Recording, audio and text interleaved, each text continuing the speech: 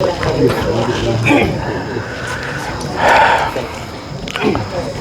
ี่น้องกับทักทายสบายดีเนาะสบายดีและสวัสดีพี่น้องยามบรรยากาศตอนแรงๆบาดที่นี่เนาะเปิดคาบเปิดคลิปมาอีกแบบนี้ทางบาลีเข้ามาในหมู่บ้าน พี่น้องเนาะพอดีทางเบาเจ็บเพิ่นแนะนำมาว่าให้มาเบิ่งเฮือนหลังนึงแน่ว่าซั่นเราเป็นแม่ห้างเนาะเป็นแม่ห้างอยู่กับลูก2คนว่าซั่นเนาะนี่คือซีเมนสภาพเฮือนซ่านเราพี่น้องเนาะกระตูบน้อยๆอยู่นำกัน2แม่ลูกว่าซั่นเบาไอ้เตียงเคยมาทีนึงแล้วเนาะสวัสดีเด้อบาดเจ็บเด้อ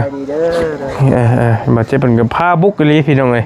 ไปได้เบิดทุกซอกทุกมุมเนาะกันยังอยู่ในบ้านทงวายนี่แหละบ้านน้องสาลีเฮานี่แหละพี่น้องเนาะเขามาเยี่ยมมายามเบิ่งเพราะว่าบ้านนี่เพิ่นก็เป็นบ้านใหญ่นะมีเป็นบ้านใหญ่แล้วก็มีครอบครัวที่ขาดแคลนแล้วก็ปะปนกันไปเนาะเป็นจุดเป็นหม่องแล้วแต่พี่น้องมาหาเราก่อนทักทายอันนี้เฮือนเราเลยบ่นี่เห็นสบายดีเด้อเด้อที่ห้องหรือห้องได้สบายดีดูเด้อสบายดีดูเบิ่งฮะโอ้เป็นกระตูบน้อยๆนี่เลยนี่เนาะพี่น้องเนาะขั้นเข้าไปในพุ่นได้บ่ได้บ่ไอ้บอลมาติเขานั่งอยู่ในขอสินั่งอยู่นี่บอลเข้าได้บ่ได้โอเคไปนั่งอยู่ในปะเบิ่งเบิ่งขออนุญาตเด้อแต่เล่าภาษานี่เราบ่ค่อยเป็นปานใดนี่บ่เป็นภาษาลาวพยายามทำให้เจ้ามานั่งนี่ก็ได้นี่ให้บ่เจ็บนั่งได้ปะบอลนอนครับบ่พี่ก็ได้บ่บอลเอาบอลนี่ก็ได้พี่น้องเนาะอันนี้บอลบ่เจ็บขอใส่แล้วนี่บอลนอนแล้วนอนอยู่นี่เลยนี่ดีแล้วนี่นอนน้ำเฮียงกันกับลูก2คนนี่บ่นี่แม่นนอนนำกันนี่โอ้ยกะว่าเลยซื้อยังเจ้านั่นหมดซื้อมุยจักปีแหละจักปีซื้อก็ต่างประเทศเนาะบ่ฮู้บ่ซื้ออายุฮอดบ่30คือฮาร์ดแหละแล้วบ่ฮู้ก็ชื่อสิฮอดอยู่3ปลายเนาะเบิ่งทรงเนาะอันอีนางเด้ชื่อหยังนี่ล่ะดมนางดมจักปีแล้วลูก10 ปีมีลูกผู้เดียวนี่บ่เจ้าน่ะแม่นผู้เดียวลูกพ่อเพิ่นไปไสยังอยู่บ้านอยู่กะลืมอยู่เมืองกะลืมปะกันยังอยู่บ้านปะกันแม่นเป็นหยังจังปะกันบ่ฮู้และจักแนวใดปะค่อยบ่ฮู้เขาบ่มักก็เลยปะกันอยู่นำกันบ่ได้ก็ปะกันแบบนั้นก็บ่มีเหตุผลนะบางทีเราบ่ฮู้เหตุผลย้อนหยังปะกันมันขึ้นกับผู้ชายนะไปกันบ่รอดซะว่าง่ายๆกับปะกันเนาะจักปีแล้วปะกันนี่8 ปีลูกอายุ2 ปี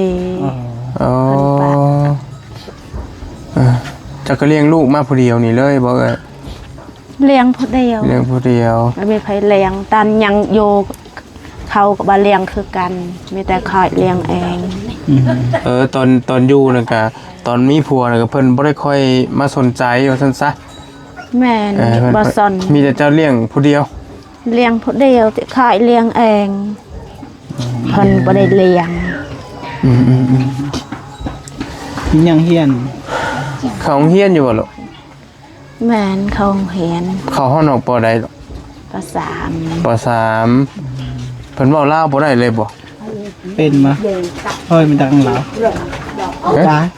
ให้งอบเรียนเขาฟังเข้าใจอยู่ในนี้กินข้าวแล้วบ่มื้อนี้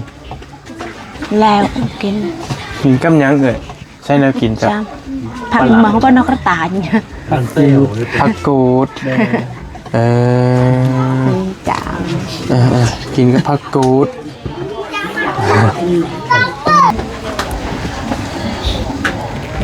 จะถามไปฮอดใส่เลยกินนี่พี่น้องมานี่แหละบ่ได้เอาผัวใหม่บ่มีไผมัก บ่มีไผมา เรามีลูก ตัวอย่างมันมีคนมักเลยแบบว่ามีคนอยากดูแลนะ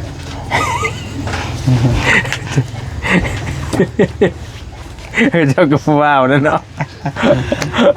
โอ้เจ็บแกล้แล้วเขาดับปรงอแล้วเป็นเนียน บาเลนโดเปนาบ้าง ยาพันดอกอันโอ้ยพี่น้องเนาะเพื่อนอันนี้เนี่ยจะอยู่จักปีแล้ว 6 ปี ใช่ อัน6 ปีอัน5 ปี2018ก็ปังอาทิตย์ 2018 ป๊าดเท่าปีนี้2025 7 ปี 7 ปี แม่นประมาณนั้นนะ ตอนเจ้าผัวกันอยู่นี่บ่ผัวอยู่เหมือนกันนี่บ่ บ่แม่นอยู่เมืองกะลำเพราะว่า เจ้าไปอยู่น้ำผัวเมืองกะลืม แม่น บ้านอะไรยังนี่คือ บ้านที่ใกล้กันบ่กับบ้านไฟใหม่ เพราะว่า บ้าน ใกล้ ยัง กัน ไง มากับบ้านตัวไฟใหม่นะอาราไกล ตึงงาน เราฮู้จักอยู่ ใกล้กล้วยบ้าน โอ้ พวงอะไป บ้านไฟใหม่เนี่ยเราจักอยู่บ่ถามเราดู ผู้บ่เวลาราไกลมีจับ กูจ้ามาได้ไปสโล จักอยู่ จัก ได้ข่าวอยู่บ่ได้ข่าวอยู่บ้านไฟใหม่ กูก็หมดยังหมดเธอnóก็เน็ต อ๋อ เรานั่นได้ผัวแหละได้ผัวอยู่เมืองกะลืมแล้วไปอยู่น้ำผัวตะกี้น่ะมานี่ล่ะป้ากับผัวแล้วก็มาอยู่นี้ แม่น อันนี้บ้านเกิดเจ้าบ่ ว่าแม่น บ่แม่นอยู่เมืองกะลำบ้านเกิด เอ้าแล้วเป็นได้คือได้มันอยู่พี่จ้ะ คือว่าก็ยายอพยพนี่แหละกันน่ะผิดหวังอยู่หั่นผิดหวังก็เลย พี่มีพี่น้องอยู่นี่บ่ มีอายแม่ มาอยู่น้ำพี่น้อง และดินเจ้าอยู่นี่ดินไผเจ้าอยู่นี่เปิ้นผู้ให้ไปอยู่นี่ ดินพี่นาง ดินพี่น้องเราพี่น้องเวลาฟ้าฝนตกเนี่ยจะอยู่มันเปียกบ่อนนะจะนอนนี่เอื้อย ไปยัก อยู่ห้องบ่เป็นแล้วนี่เนาะ จ้ะ ใส่ผ้าเบิดนี่ ผ่าแล้วคุมเอาไปเลย มี ครั ก บ ระคุมเบิดทางอันนี้มอนบ่นี่มอนเฮ็ดเองบ่ สักเอาวันเอาก็ สร้าง ได้ เอง ใส่กระเป๋าติ สอบ ใส่กระสอบละมูลเอามอนก็ได้โอ้ยพอละโพดโพข้าวน้ำเจ้ามันจะใช้กินบัดนี้แต่ละมื้ออันตะถามแล้วดูฮะข้าวน้ำแต่ละมื้อแล้วเอามาจะใช้กิน อาเบให้ยิงแต่จะไม่บ่นกันหมาไม่บ่น ที่นงเวกูตะการะก็ได้ปลาแร่ อ๋อมันเฮ็ดให้ เราจะเห็นให้ เห็นให้น้ำพีน้ำน่องนี่บ่ แต่ว่า เฮ็ เฮ็ ด ดผู้ ผู้ เดียว เดียว ผู้เดียวอ่ะ กุ้มกินอยู่บ่ล่ะ ตอนมีเห็ดกุ้มและกิน10 สาบ แต่ว่านี่ก็สิเริ่มเฮ็ดใหม่ปีนี้ได้เฮ็ดอยู่บ่ บานกับมันเนาะก็ไว้นะไปหอยไม้ตาล 2 ปีหลังเนี่ยบ่ได้เฮ็ดบ่จักสิได้เฮ็ดอยู่ มันก็บ่เปลืองไปเลยเนาะเราสองคนหนึงเนาะสองแม่ลูกนี่ คันได้ไปทำงานนี่ก็2มื้อก็โอเคพอได้กิน เจ้าพี่น้องเฮือนครัวหมองไปอยู่เฮ็ด นี่เขาจ่ายเบิดเด้นี่แต่ละบาทมีเบิด โอ้ยเพิ่นช่อยบ่อันนี้ แม่น โอ้ ๆทุก เตา บาทเลย โอ้คัก บาท เล มี ย เบิด คักพี่น้องไอ้เตาเพิ่นซอยสัตว์ งานเคทกนี่มีเบิดเพราะว่าเคทกในเมืองคาแตงนี่มีเบิด โอ้ ทั่วเมืองมันก็มีแต่ละบาท ดีเพิ่นซอยพี่น้องไอ้เนาะ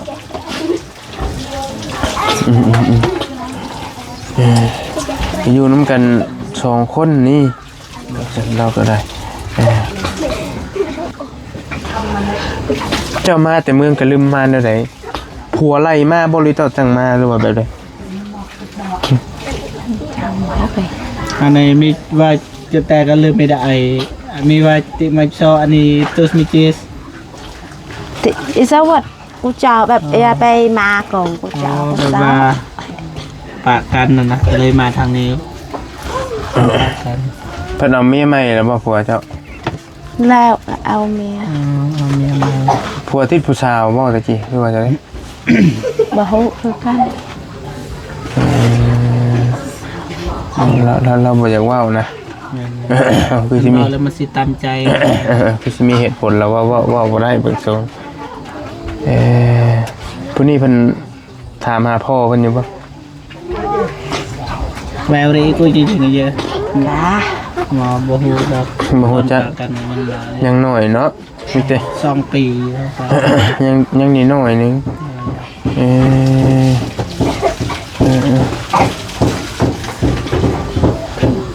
อยู่ให้กินเฮือนครัวเฮือนหมองอยู่หมองนอนก็อยู่น้ำกัดควันกุ้มบัดนี้แหละเห็นเนาะตัว ดำเบิดเลยนี่ขายดำ เป็นไปเบิ่เลยก็เลยมีหมองอยู่หมองพักนั่นดำปื้อ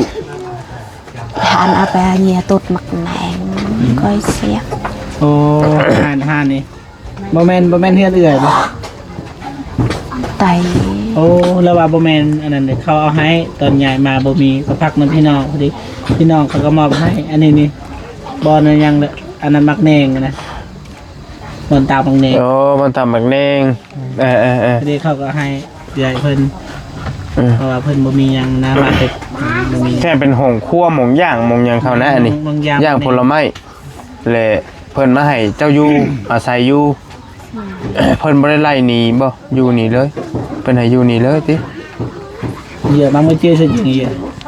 เสียจาม ยังบ่ทันฮู้นะเขาให้นะแต่บ่ทันฮู้ว่าจักเขาสิ เสีย ได้จัง นา ได๋ ย แต่ว่าดินเจ้ามีเองอยู่บ่ดินเจ้าเองอะมีอยู่บ่ตอนนี้ บ่มี กระเตียกก็มันอาจจะยิงแหว จ้า บ่มีเอ้า ดิน บ่มีบ่มีดิน ดินนอนตอนยาเองหันบ่มีพี่น้องเนาะ มื้ออื่นนี่ไปโรงเรียนอยู่บ่นี่อีหล่ะนี่ จอมไว้โรงเรียนจ้ะไป ไปอยู่ปอใดเกาะเรียนปอใดเกาะ ป .3 เรียนอยู่ปสามให้บ่ตอนป้ากับผัวมาแต่ ผู้น้อยนะบ่ บ่ลาวนี่ ตอนทีมกันบ่ได้ห้องให้ยังตีเยอะไม่เงี้ยไม่ยิง เส้นคันยามละลาย ฮะ น้องแดงอันนั้นลงเอาติก็เบียในติแฮ บ่ได้ ติ บ่ได้ ตัวดอก ให้ บวช ยังมันลึงอะนะเพราะว่าตอนเอากันจะซ้ำปะกันแล้วเราไปอยากไปใส่ก็ไปเลยนะ ตอนอยู่น้ำกันแหละผัวอยากไปหนินไปเที่ยวไป ติ ใช่ มา กัน รวดมาเจ้าเบนประของวิวดังนะแฮวิวดัง ตัวนั้นเนี่ยเต้นตักเต้นเต้นตักเต้น ตอนอยู่น้ำกันกับผัวบ่ได้ช่วยเลี้ยงลูกเลี้ยงเต้าไปซั่นซะเนาะ แม่บ่ได้เลี้ยง ผัวไปทั้งไผทั้งมันว่าซั่นซะ หาเงินก็บ่ให้ หาเงินก็บ่ให้ลูกให้เมีย บ่ กินเหล้าติดยานะฟังเว่านี่กินเหล้ากินเบียร์นะเบิ่งทรงนี่เป็นอะไรแล้วก็อยู่ไปนี้ใช้ชีวิตสองคนนี่ใช้ข้าวน้ำเจ้ากินแต่บัดยังจักโลข้าวเจ้า ยังหลายอยู่บ่ ใช่ครับ ซับหนึง ยังสอบหนึง อยู่ปัจจุบันแล้วติ เอาไว้เฮือนพี่น้อง แอนปลาเราเขาปลาของเขา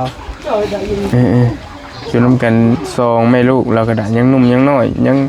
วัยกลางคนนะอายุบ่จักเนาะแต่ว่าเราเล่าประมาณ30ปลาย40เนาะบ่เจ็บเนาะ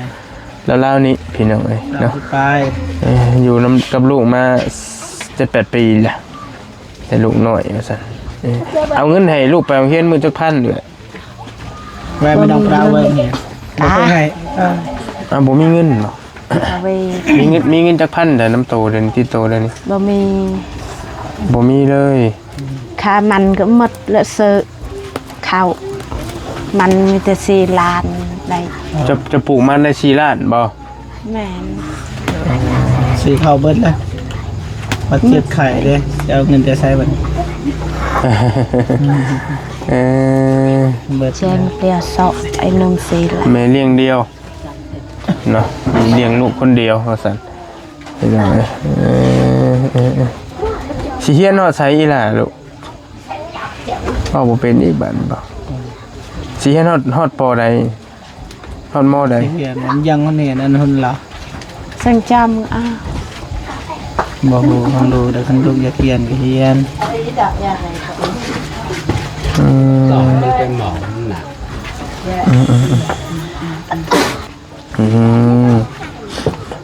โอเคพี่น้องเอ้ย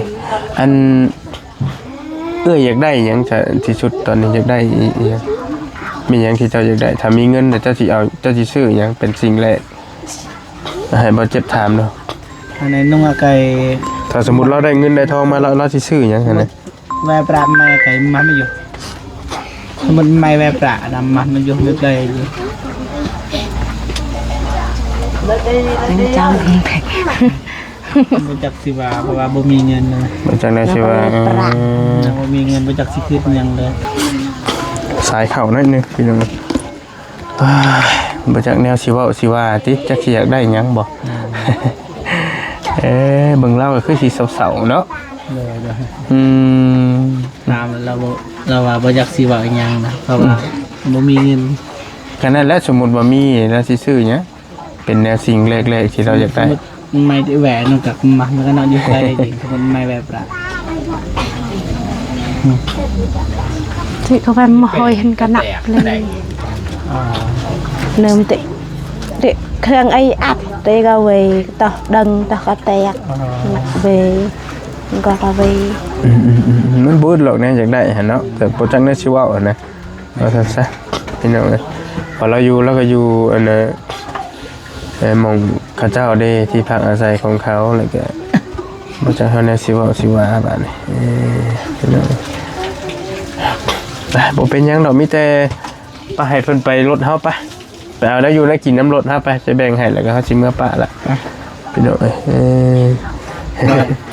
สิซึมๆเศร้าๆแล้วก็ได้ เทครถยัง ไปกระบะเนาะไปบ่ค่อยอยากเว้าอยากว่าเราก็ได้คือสิซึมๆ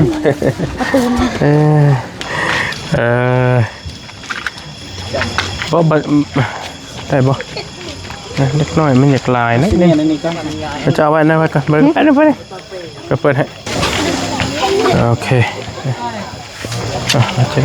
ยังไงนี่สิหานี่ให้แล้วก็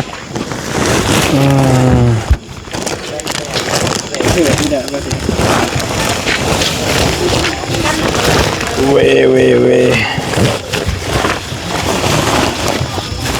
จัง สิหานั่นเลยให้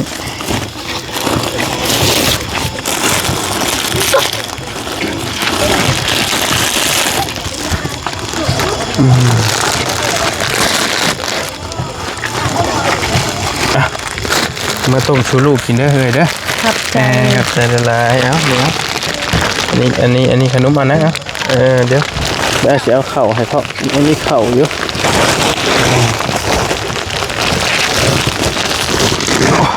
อันนี้ข้าวเหนียวเด้อไว้มื้อหนึ่งกินเด้อเด้อไปอยู่ดีมีแห้งเด้อ ดีมีแห้ง ไปขอบใจละลายไปได้ละสีซึมแล้วก็ได้จังใดบุ๊กเนาะ